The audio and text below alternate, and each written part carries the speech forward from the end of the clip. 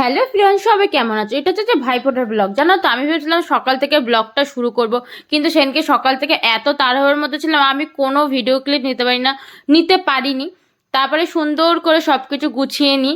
আমি জানো তো সেই 10টা থেকে রেডি হয়ে বসে রয়েছি যে কখন আসবে না, 14 বারে দেখে ফোন করছি যে আয় রে তোদেরকে ফোঁটাটা দেবো।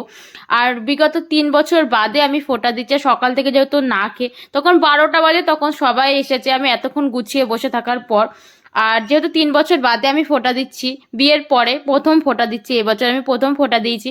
আমি না সব ভুলে গেছিলাম, পাশ থেকে দাদা জেঠি মা ছিল, মা আমার ক্যামেরাটা ধরে দিচ্ছিল। তো আমি কখন আশীর্বাদ করে, কখন ফোঁটা দেয়, কোন আঙুল দিয়ে ফোঁটা দেয়, সবই ভুলে গেছি।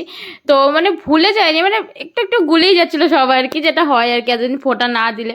তো পাশ থেকে সবাই সব কিছু বলে দিচ্ছিল। আর ওটা ছিল আমার বড় জ্যাঠার ছোট ছেলে, বড় জ্যাঠা ছোট ছেলে, হ্যাঁ ছোটদা।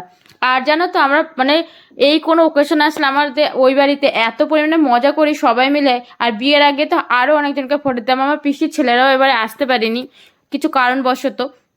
তারপর আমার দাদার বন্ধুরাও আসতো, 8-9 জন মিলে ফোটাতো, মানে দারুণ মজা করে। জানো তো, সবাই মিলে একসাথে থাকলে, আমার ভাই বোনেরা আত্মীয় স্বজন একসাথে থাকলে দারুণ মজা করি। আর আমার দাদা বলছে কি যে কি একটা বেশ বলছিল, আমার খেয়াল নেই। আর ও বলছে কি ফোনটা নিয়ে কি অনলাইন পেমেন্ট করবো নাকি ক্যাশ পেমেন্ট করবো। আর খাটে যারা বসে রয়েছে তারা আমার জ্যাঠারই একজন ছেলে একজন মেয়ে, মানে দিদিরই 2 ছেলে মেয়ে। তো আর এটা হচ্ছে যে আমার কাকিমার একমাত্র ছেলে নন্দরাজা। তো ওকে নিয়ে প্রচুর আড্ডে আর কি, মানে সত্যিও খুবই ভালো। দেখ, তুমি ভালো ভালো কথা বলেছো, যদি ভিডিওটা দেখিস একটা কমেন্ট করবি, ঠিক আছে? তাহলে ওকে নিয়েও আমরা ভীষণ মজা করি, ভীষণ, মানে এত পরিমাণে মজা করি। তো ওকে নিয়ে কিছু একটা বলার ছিল, ঠিক আমার খেয়াল নেই। তারপরে দেখো যে ও মন দিয়ে ফোঁটাটা নিচ্ছিল এতদিন বাদে যেহেতু। আর ওকে আমি কিছু একটা বলছিলাম যে নে ভালো করে বস। আর আমার পাশে দেখেছো ভাইকে, দেখো এটা হচ্ছে আমার মাসির ছেলে, তোমরা অনেকেই দেখেছো ভিডিওতে।